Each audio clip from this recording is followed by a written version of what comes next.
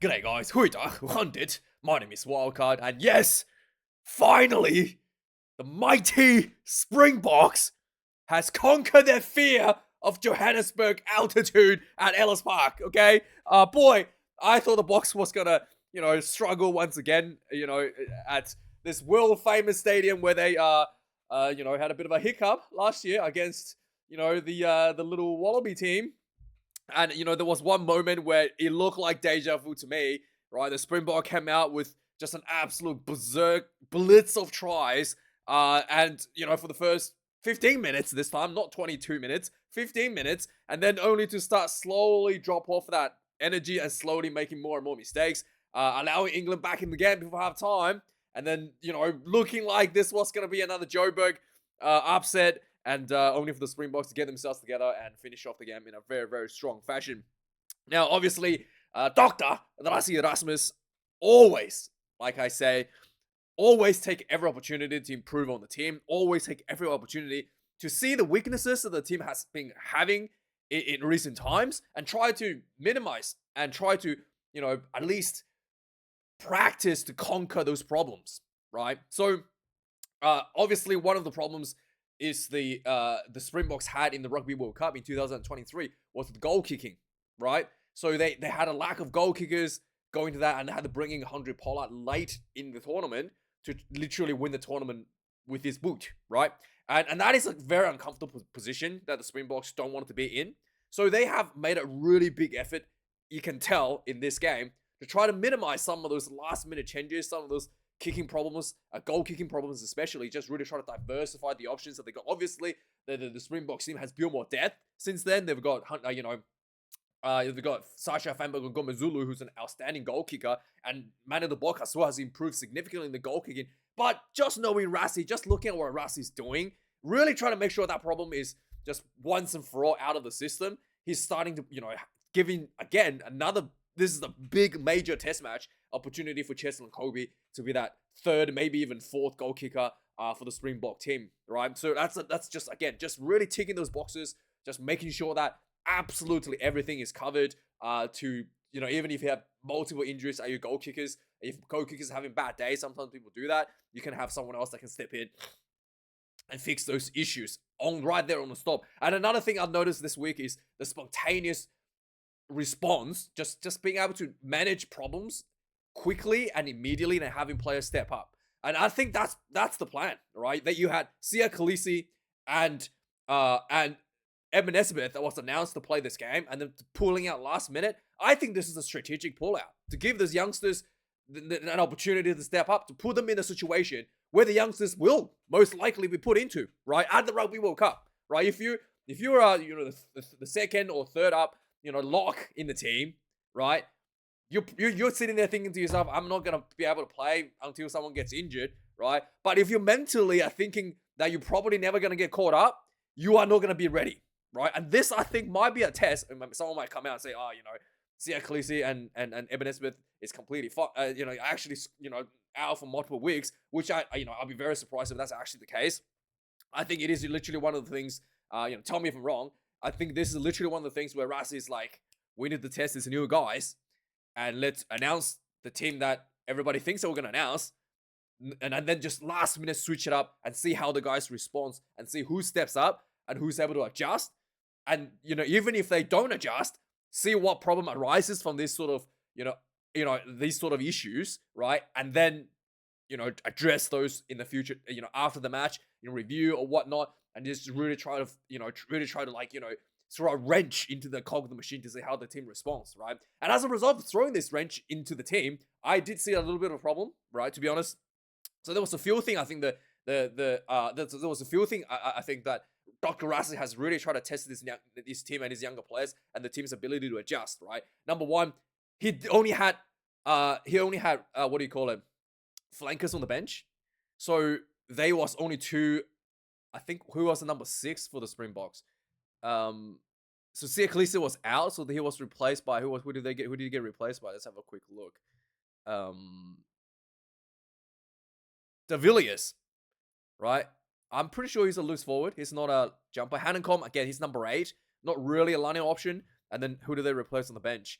Jackson Dixon, I guess, again, he could be a line-out option, I guess. Van Staden is definitely not a line-out option. So just really shuffling up that back line, just like the line-out, which is one of the core, he's literally putting pressure on the younger players in the line-out, one of the most important areas in the Springbok team that have over-relied on in terms of just getting it done through Eben Etzebeth, right? And they've literally just thrown a wrench into these young players and see what's going to happen. Like, how are you going to deal with this line-out now that Eben Etzebeth is suddenly not available, right? And I think it's just really, really smart from Rassie to test these players and really shuffle things up. And, before the match, a lot of the talks was the fact that Springboks only had, in their original setup, didn't really have another line-out option, right? It only had, didn't have two loose forwards in the bench, not a third lock, right? So again, I think this is all by design by Rassie Erasmus to try to see how the young players are going to respond to a sudden change, because this is literally a job, right? This is literally a job, and the only way to test them is not to say we put you in, a week and tell you that you're going to go into the game a week in advance or 2 weeks in advance, say you're going to be playing against England. It's literally go, you're not playing, and then suddenly go, you are playing, right? And that is literally the only way you can test these players and see if they're actually up to the task that they are, assigned to do as, the second or third up reserve for the position that they're assigned to. So I think this was just, in my opinion, I think this was a really, really smart move from Rassie. And another thing is, you did notice that there was some more wrench being thrown into the setup as well.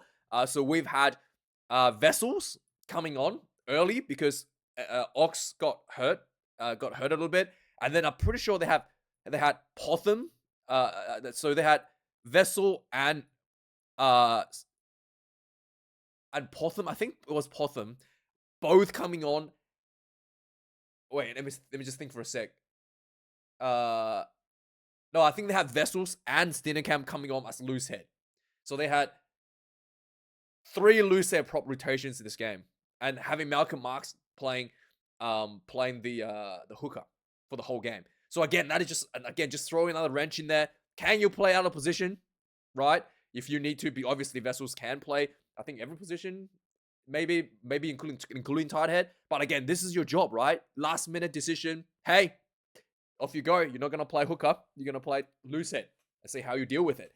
And that's just, again, I think that's just little things like that. And also, Andre Esterhuizen, despite being named on the bench, potentially being a center replacement, he came on as a forward. And just throwing another wrench in there, and just Andre Esterhuizen as well. He hasn't played forward in the club rugby level, not as far as I know. Not in a significant. If he did, not in any of the significant matches, in the end of the season. But just, again, throw another wrench to see how the players respond, to see if they can still play to the same level. And if there's an issue, he has time to address and adjust, right? And I think just these are the things that the Springbok do. These are the things that Rassie thinks about. That is the difference between him and every other coach in the world. And that is the difference between the Springboks and every other team in the world. It's the little things that he thinks about, right? Just like one step ahead of everything. I don't think I've seen any other nation where they will set up some youngster to be told that you're going to be coming on, just before the kickoff because the captain is hurt, right? Like, I don't think any team will do that deliberately. And I do think that the Springboks did it deliberately this time to test the youngsters. And I just think so smart. As a result, as I mentioned, there were a few problems as a result. The Springbok, you can tell, played a very, very, very default style of rugby for the most part. Just forward crash. There was times where they literally crashed like the ball 20 times and never went wide, which I thought was, just maybe, again, this is something that I think Rassie is going to maybe try to, address a little bit, because your game, I can't imagine that your game plan is just crash the ball constantly. It did open up a bit more in the second half, where they went a bit wider when the opportunity arises, but just being tight because players are feeling a little bit, a little bit out of the comfort zone, and just keep trucking it along. I thought that's probably something that the Springboks will have to address with a little more, especially man in the box, someone who's so good with that open field play, so good at unlocking the players around him. Wasn't really given that opportunity, especially in the first half, to unlock anybody. He was just completely getting over it. Like, in fact, you were seeing him, players like Jesse Kriel and Demi de Linda, basically playing as a forward, going in and picking and driving and crashing the ball from like a one pass one pass from Grant Williams straight out of the night a lot of that times as well. So that is I can't imagine that is the game plan from the Rassie, but I do think that is the result of some of these changes, and I do think that these changes is exactly what the Rassie wanted to do to test their players. And finally, I do think that Damian Willemse is just the greatest Springbok in history of Springboks. Once again, he was just outstanding. The fact earlier in the game, the England team was basically playing the Springboks box kicking game against, Damian Willemse, and it was just like they just got absolutely destroyed. Like England was just literally giving the ball away for free, and it was just stupid. And they did actually change that around and stop doing those like just straight up box kicking to Willemse. And then England actually got themselves in a bit of momentum and clawed themselves back a little bit with some of the forward dominance. And again, testing those younger players is, I think, in the little tight areas as well, is exactly, I think, what the Rassie Erasmus wants to expose the players to. And obviously, there were a few penalties given out for both teams. And I think England, it is really tough. I don't know what to say. I mean, I think the problem with England is they play that box kicking game from Premiership, essentially. As well. So when you come into the test match and you play that game style that the South Africans literally are mastered and honed over 2 World Cup wins to come in and play that game style, and you have to kind of go, hang on, we can't keep doing this, can't keep kicking the ball to Willemse, but really resulted in the team has to change quite a bit. And I do think that the England in the first half were really kind of caught off guard, and then second half they did a good job switching into more of a wider play with more depth, especially out of having your dangerous players like Marcus Smith back in the deep pockets, and just really able to open up some more options for England out wide there. The rush defense from the Springboks was really good as well. There was a number of times there was players were in position for intercepts.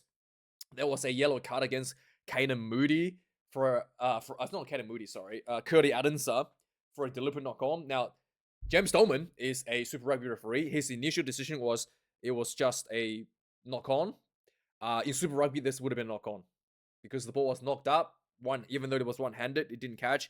But someone probably reminded him, hey, Mr. Dolman, this is Test Rugby, not Super Rugby. So he had to review it. And I think 2 things that was important to review. Number 1, is he in a realistic position to catch the ball? Which I do think he was in the realistic position to catch the ball, right? And number 2, did he make a genuine attempt to catch the ball? One hand knocking the ball up in there. It looked more like a reaction, sort of go boom like that. So he wasn't making a realistic attempt to go for the ball. But I do think he was in the position to catch the ball. He was between the passing tracks. It wasn't like he stuck his hand out, and try to stick it out and block the ball. So I do think that there was probably just a penalty, not a yellow card. But I do think, James Dolman's initial decision was wrong, that it was just where he was just a knock on. But I do think that he didn't make a genuine attempt, but he was in a position to potentially catch the ball. Genuine position to catch the ball, not a genuine attempt of catching the ball. So I think that was just probably a penalty, not a yellow card. And also it was really far away from the try line, not in any sort of danger of a try being scored there. So I thought that yellow card was a little bit tough. The scrum constantly collapsed. I don't know if that was a deliberate strategy from England, but the South Africans was able to mitigate that in the second half. I'm getting that scrum penalty called to them to their favor. And finally, I think I just want to have a look at this one last thing where the greatest Springbok in history of Springboks. I don't know. You let me know. I think he could potentially have a career in Hollywood. I mean, he's a pretty good looking guy. I'm not gonna lie. I think he's a pretty good looking guy. And this little bit, I think he put a bit of acting here. I don't think that. So first of all, the fast play looks pretty bad, but the slow play, you can see that. One of the things you have to notice first of all is Finn Smith. He's leaning backwards, right? He's leaning backwards, and he's kind of pulling up from the run. He's slowing down. He's trying to pull up.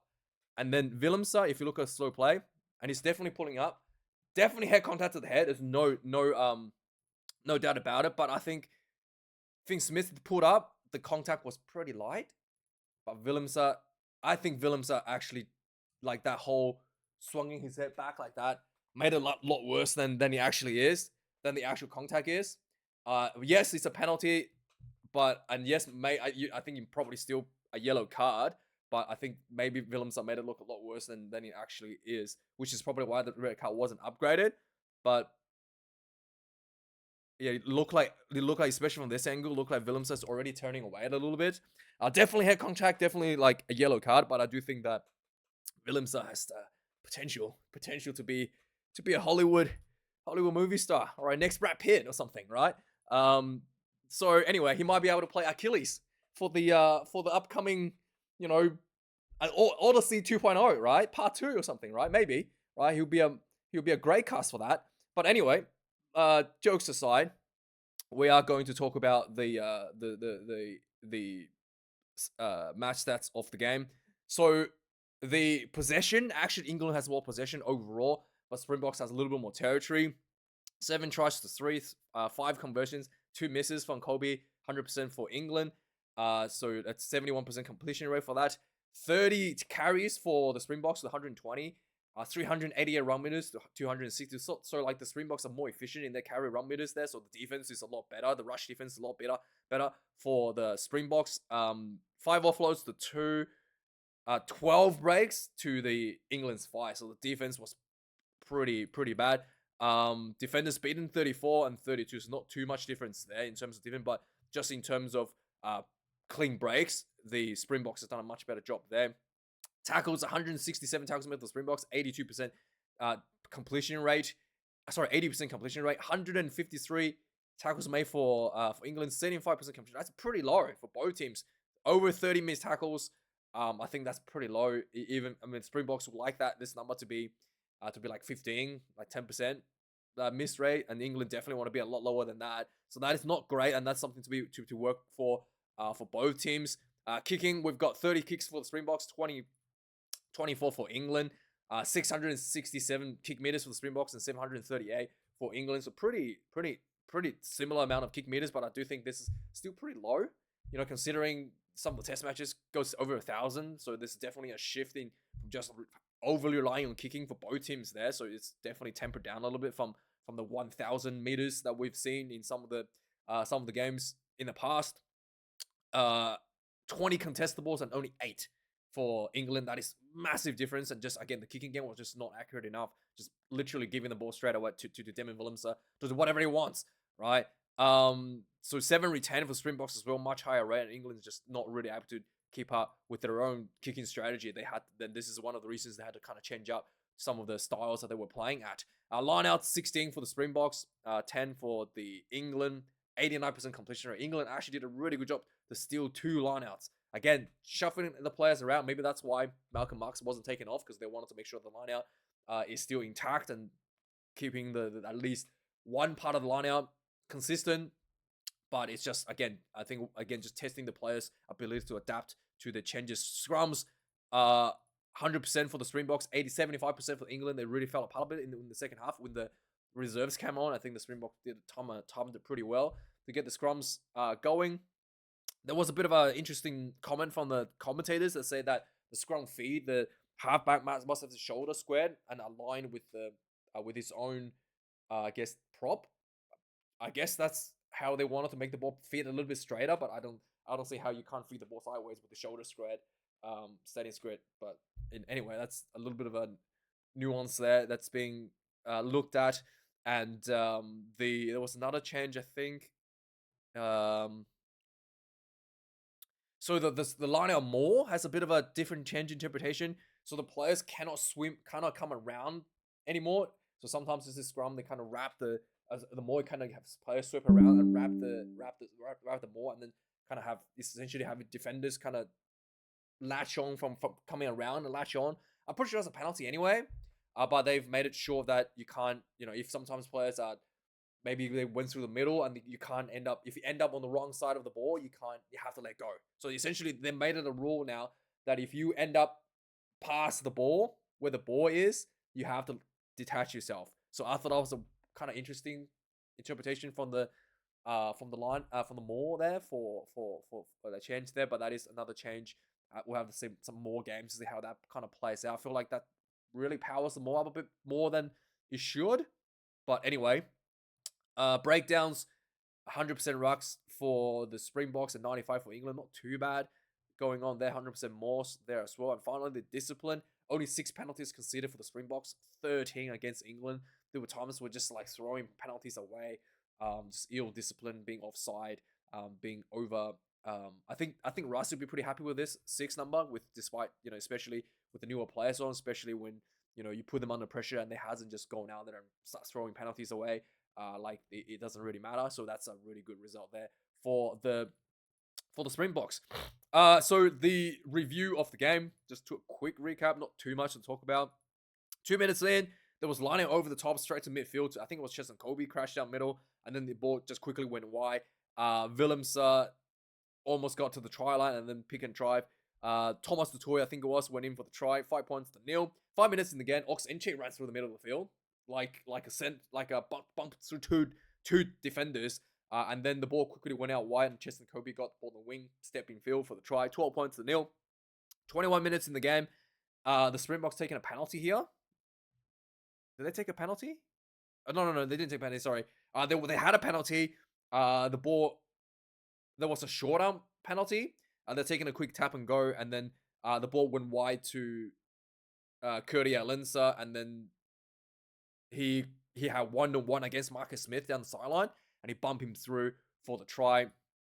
Let's just get back to this page. Easier to see. Bumped him through for the try. 17 points to nil for the Springboks.